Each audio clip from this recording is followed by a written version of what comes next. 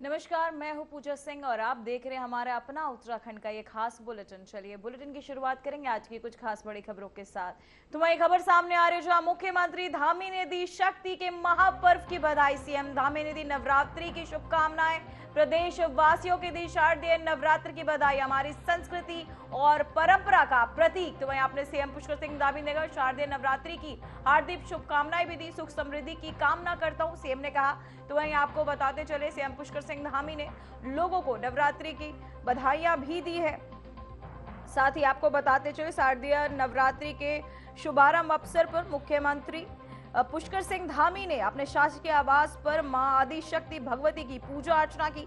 मुख्यमंत्री ने पूरे विधि विधान से पूजा कर नवरात्रि की प्रथम देवी मां शैलपुत्री की आराधना कर प्रदेशवासियों की खुशहाली की, सुख समृद्धि की कामना भी की है। तो वहीं आपको बताते चले राज्य की उन्नति की भी कामना की। मुख्यमंत्री ने देवी स्तुत और का पाठ करते हुए कहा कि नवरात्रि का पर्व शक्ति, आस्था और सकारात्मक ऊर्जा का प्रतीक है, जो समाज को नए उत्साह संकल्प के साथ बढ़ाने का प्रेरणा भी देता है। तो वहीं आपको बताते चले नमस्कार। शारदीय नवरात्रि के शुभारंभ की आप सभी को हार्दिक शुभकामनाएं। आदिशक्ति मां दुर्गा के 9 रूपों की आराधना का यह पावन पर्व हम सभी के जीवन में सुख, समृद्धि, शांति और वैभव लेकर आए और सभी मनोकामनाएं पूर्ण करें, ऐसी मेरी मां दुर्गा और मर्यादा पुरुषोत्तम भगवान श्री राम से प्रार्थना है। साथियों, नवरात्र के इस शुभ अवसर पर हम सभी के आराध्य मर्यादा पुरुषोत्तम प्रभु श्री राम की लीला का मंचन भी प्रदेश भर में प्रारंभ हो रहा है। हम सभी को प्रभु श्री राम के अनुपम जीवन दर्शन, सदाचरण और आदर्शों को अपने जीवन में समाहित कर उत्तराखंड को एक श्रेष्ठ राज्य बनाने में अपना महत्वपूर्ण योगदान अवश्य देना चाहिए। एक बार पुनः आप सभी को शारदीय नवरात्रों की हार्दिक बधाई एवं शुभकामनाएं। तो वहीं मुख्यमंत्री पुष्कर सिंह धामी ने शारदीय नवरात्रि के शुभ आरंभ पर संपूर्ण विधि विधान के साथ शासकीय आवास पर मां आदि शक्ति भगवती की पूजा अर्चना की। नवरात्रि के पहले दिन मुख्यमंत्री ने आपको बताते चले शैलपुत्री में समस्त प्रदेश वासियों की सुख समृद्धि और राज्य की उन्नति के लिए प्रार्थना की।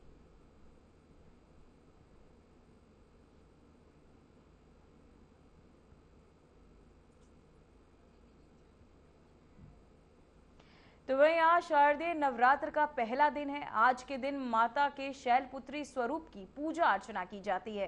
तो ये नवरात्र को लेकर देश भर में माता के मंदिरों में सुबह से ही भक्त कतार लगा रहे हैं। वहीं आपको बताते चले कि हरिद्वार के मनसा देवी मंदिर में भी शारदीय नवरात्रि के पहले दिन श्रद्धालुओं की भारी भीड़ देखने को मिली। लोगों ने मां की पूजा अर्चना कर सुख समृद्धि की कामना की।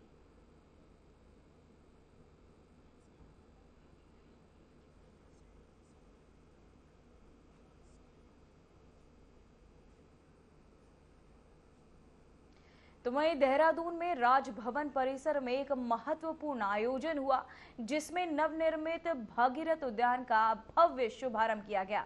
शुभारंभ समारोह में मुख्यमंत्री पुष्कर सिंह धामी और राज्य के प्रमुख अधिकारी, प्रशासनिक पदाधिकारी, गणमान्य नागरिक और सामाजिक कार्यकर्ता उपस्थित रहे।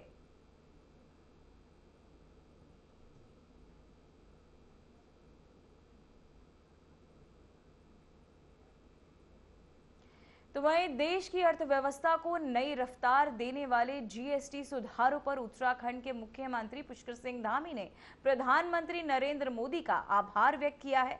धामी ने कहा कि ये निर्णय ऐतिहासिक है, जिसमें न केवल आम जनता बल्कि व्यापारियों और पूरे राज्य को बड़ी राहत दी है। उन्होंने बताया कि नए जीएसटी स्लैब 5% और 18% के लागू होने से मध्य वर्ग और सामान्य वर्ग और उच्च वर्ग सभी को लाभ मिलेगा। करीब 200 वस्तुएं सस्ती होंगी और जनता की जेब में बचत बढ़ेगी। वहीं मुख्यमंत्री ने कहा कि इस बदलाव से राज्य को बड़ी साथ ही आपको बताते चले मुख्यमंत्री ने कहा कि इस बदलाव से राज्य को बड़ा आर्थिक फायदा होगा और देश को अतिरिक्त 2 लाख करोड़ रुपए की जीएसटी के रूप में मिलने की संभावना है। वहीं सीएम ने नवरात्र के अवसर पर प्रधानमंत्री स्वदेशी अपनाओ आह्वान किया, समर्थन करते हुए कहा कि आत्मनिर्भर भारत के लिए ये संकल्प बेहद आवश्यक है। जो ऐतिहासिक निर्णय देश के अंदर लिया गया है आदरणीय प्रधानमंत्री जी का मैं बहुत आभार व्यक्त करता हूं उत्तराखंड की देवतुल्य जनता की ओर से। इसमें एक बड़ा स्लैब इस जीएसटी के अंतर्गत बनाया गया है 5% का और 18% का। इससे बहुत लाभ होने वाला है, मध्यम वर्ग को भी लाभ होने वाला है, सामान्य वर्ग को भी लाभ होने वाला है और उच्च वर्ग को भी लाभ होने वाला है और इससे बड़ी बचत भी होने वाली है और लगभग 200 के लगभग जो है वस्तुएं जो है सस्ती होने वाली हैं और राज्य को भी एक बड़ा जीएसडीपी भी प्राप्त होगा।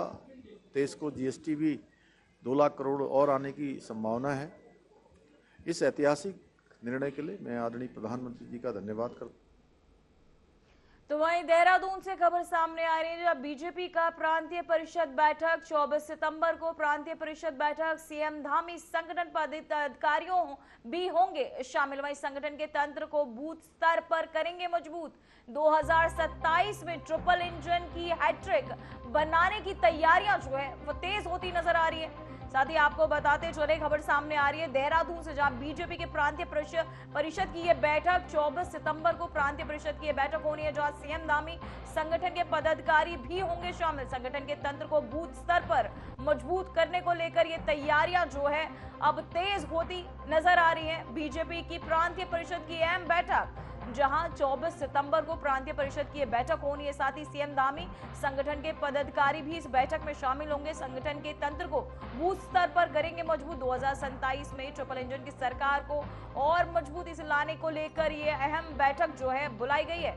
और साथ ही आपको बताते चले 24 सितंबर को प्रांतीय परिषद की बैठक होनी है, जहां सीएम धामी संगठन पदाधिकारी संघ बैठक में शामिल होंगे।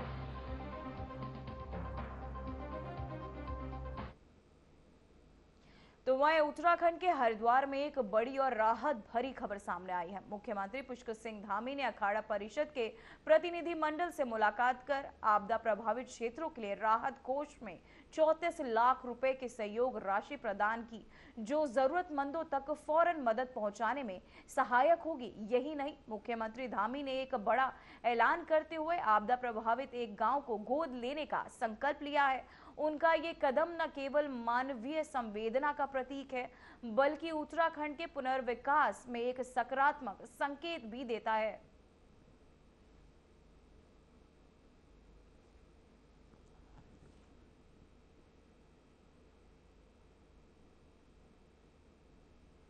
तो वहीं देहरादून से खबर सामने आ रही है, जो 12 इलाकों में प्रदर्शन पर प्रतिबंध। मजिस्ट्रेट ने लागू किया धारा 163 बीएनएस 50 मीटर के दायरे में सभा पर रोक। वहीं प्रदर्शन 5 से ज्यादा लोग होने पर रोक। घंटाघर, चक्राता रोड, गांधी पार्क में ये प्रतिबंध लगाए गए। सचिवालय रोड, न्यू कैंट शस्त्र धारा में भी ये रोक जो है लगाई गई है।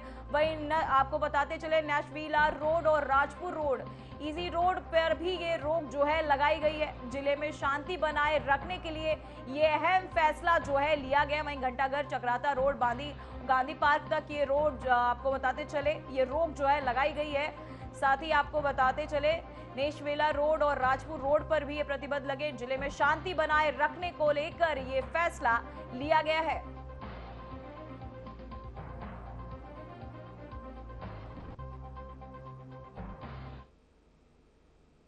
तो वहीं उत्तराखंड अधीनस्थ सेवा चयन आयोग की भर्ती परीक्षाओं की साख एक बार फिर सवालों के घेरे में आ गई है। रविवार को आयोजित स्नातक स्तरीय भर्ती परीक्षा में पेपर की गोपनीयता भंग होने का दावा उत्तराखंड बेरोजगार संघ ने किया है। वहीं बेरोजगार संघ के तहत दी गई जानकारी के मुताबिक परीक्षा सुबह 11 बजे शुरू हुई थी, लेकिन संघ का दावा है कि परीक्षा शुरू होने के महज आधे घंटे बाद यानी करीब 11:35 बजे उनके पास पूरा पेपर पहुंच गया था।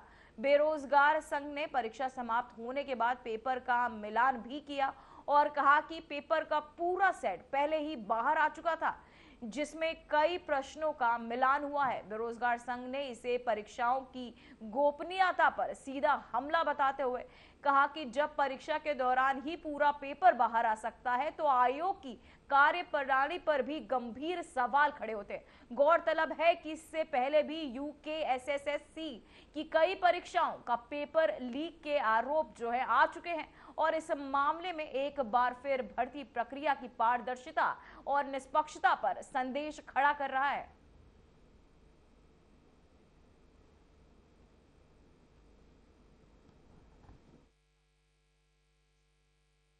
सारी स्थिति कुछ हरिद्वार के सेंटर्स हैं जिनकी सूचना हमने पूर्व में भी दे दी थी आयोग के अध्यक्ष JS मर्तोलिया जी को, और कल हम STF से मिले थे तब भी हमने बातें रखी थी कि भाई आप इस तरीके की सक्रियता बढ़ा दीजिए। और उनका कहना है कि हमारे तो 51 ऑब्जर्वर फील्ड में काम कर रहे हैं और इस तरीके से पेपर बाहर आ रहे हैं परीक्षा हॉल से, परीक्षा के हॉल के अंदर फोटो खींची जा रही है एडमिट कार्ड की, वजह क्या है?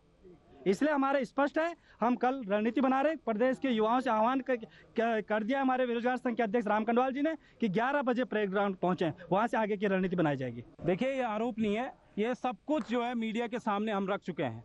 ये पेपर आज जो है स्नातक स्तर का पेपर आज हुआ था और ये 11 बजे से 1 बजे इस पेपर की टाइमिंग थी, लेकिन 11:35 पर यह पेपर बाहर आ जाता है। यानी कि इस पेपर की पूरी जो गोपनीयता थी वो भंग हो चुकी है और यहां तक कि साफ जो हमने इसका मिलान किया है तो इसमें कई क्वेश्चन मिल रहे हैं। कई क्वेश्चन क्या है, लगभग पूरा पेपर ही जो है मिल रहा है। लेकिन सबसे बड़ा सवाल यह है कि जब प्रदेश के युवाओं ने पूरी मांग की थी इनसे कि आप 21 तारीख का जो एग्जाम है उसको कैंसिल किया जाए क्योंकि पूरे प्रदेश में आपदा थी, हम जो है मुख्यमंत्री के पास भी गए, हम जो है आयोग के अध्यक्ष के पास भी गए, हम प्रदेश के मुख्य सचिव के पास भी गए, लेकिन किसी ने बात नहीं मानी। बड़ा एग्ज़ाम था, संख्या करीब 1,54,000 के आसपास रजिस्ट्रेशन था और हम लोग डेली ये मॉनिटर कर रहे थे। जिस दिन से 1 हफ्ता पहले हम लोग साइट खोलते हैं कि अपने एडमिट कार्ड को डाउन करने का हमको 6 दिन का टाइम देते, 7 दिन का टाइम देते। 1,34,000 के आसपास लोगों ने अपने एडमिट कार्ड को डाउनलोड किया। एक संख्या रफ आ गई जितने लोग एग्जाम में बैठेंगे। कुछ लोग कुछ संगठन कह सकते हैं, आप कुछ लोग कह सकते हैं, जिनका ये कोशिश था कि 21 मंडे को जो आपदा आई उसके हिसाब से एग्ज़ाम को न किया जाए, एग्ज़ाम को लेट किया जाए, 20 दिन किया जाए, ऐसा कुछ वो लोग बार बार आ रहे थे हमारे पास। और वो हमने उनसे ये कहा कि भाई वो जो आपदा आई थी, आज के डेट में हमने डिस्ट्रिक्ट एडमिनिस्ट्रेशन से सबसे बात कर लिया है, कहीं पर कोई प्रॉब्लम नहीं है और किसी को एग्ज़ाम कराने में किसी प्रशासन को कोई दिक्कत नहीं है। वहीं देहरादून से खबर सामने आ रही है जहां पेपर लीक को लेकर बवाल, सड़क पर उतरे सैकड़ों युवा।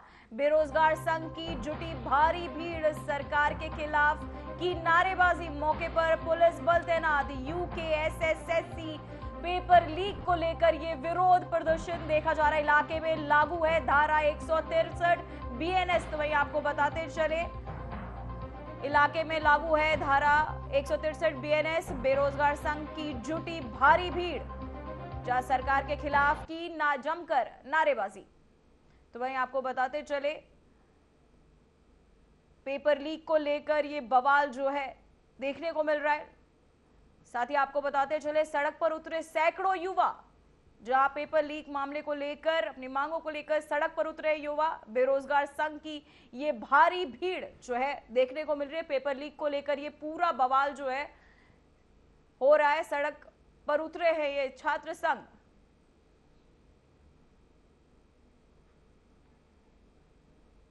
तो वहीं रुद्रपुर में छात्र संघ चुनाव के दौरान दो पक्षों के बीच विवाद ने हिंसक रूप ले लिया।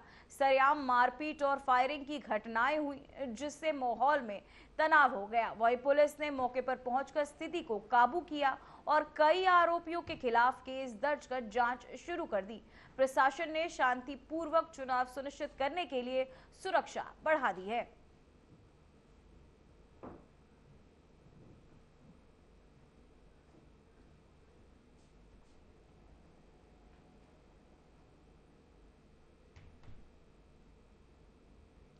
तो तो वहीं काशीपुर में बिना अनुमति के अली खां क्षेत्र में निकले जुलूस ने पथराव, मारपीट और तोड़फोड़ मचाई, जिसमें समाजवादी नेता नदीम अख्तर और साथियों की पहचान हुई है।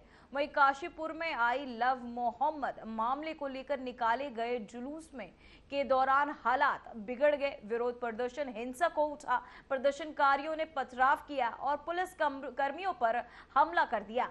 झड़प में कई लोग घायल हुए हैं। पुलिस का कहना है कि उपद्रव फैलाने वाले की पहचान कर ली गई है और उन्हें उनके खिलाफ सख्त कार्यवाही भी की जाएगी। तो वहीं फिलहाल आपको बता दें कि क्षेत्र में तनावपूर्ण माहौल बना हुआ है। वहीं पुलिस ने लोगों से शांति बनाए रखने की अपील की है और पूरे मामले की जांच शुरू कर दी है।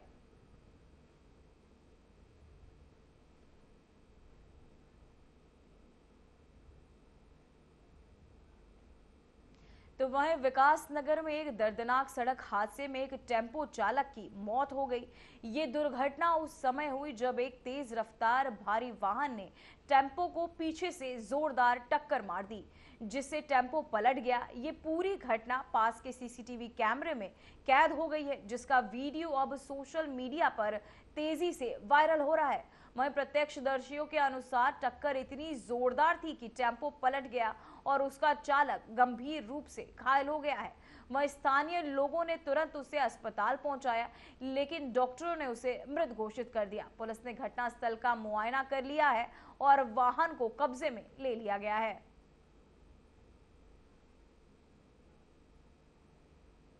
तो वहीं आपको बताते चले, जोरदार टक्कर में वो चालक जो है घायल हो गया, जहां आसपास मौजूद लोग चालक को अस्पताल ले गए, लेकिन डॉक्टरों ने उसे मृत घोषित कर दिया। तो वहीं आपको बताते चले, जोरदार टक्कर ने टेम्पो पलटा, जहां पुलिस मौके पर अब पहुंचकर आगे की तहकीकात कर रही है। भारी वाहन और टेम्पो में ये जोरदार टक्कर जो है विकास नगर में देखने को मिली, जहां टक्कर से टेम्पो पलट गया। टेम्पो चालक की मौके पर ही मौत हो गई।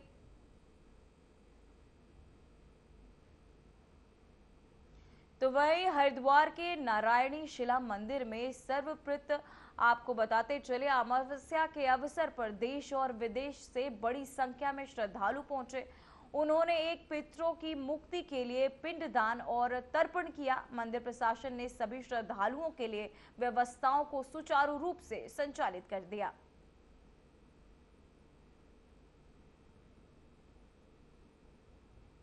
तो वह पितृ तर्पण कार्यक्रम का आयोजन किया गया हरिद्वार में, जहां मंदिर में पितरों का पिंडदान करने को संख्या में श्रद्धालु पहुंचे हैं, लोग पहुंचे हैं, जहां सर्वप्रथम अमावस्या लेकर पितृ तर्पण कार्यक्रम का आयोजन, जहां भारी संख्या में लोग की मौजूदगी देखने को मिली।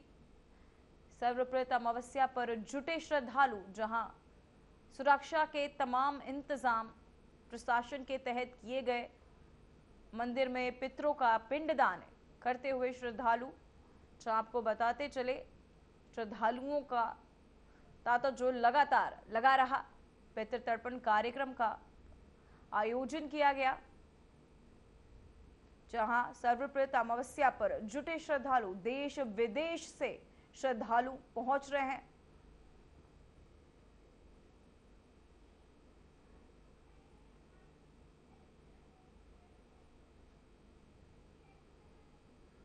तो वहीं मंदिर प्रशासन ने संभाली ये पूरी व्यवस्था, जहां देश विदेश से श्रद्धालु पहुंचे। सर्वप्रथम अमावस्या पर जुटे श्रद्धालु, जहां मंदिर में पितरों का पिंडदान किया गया।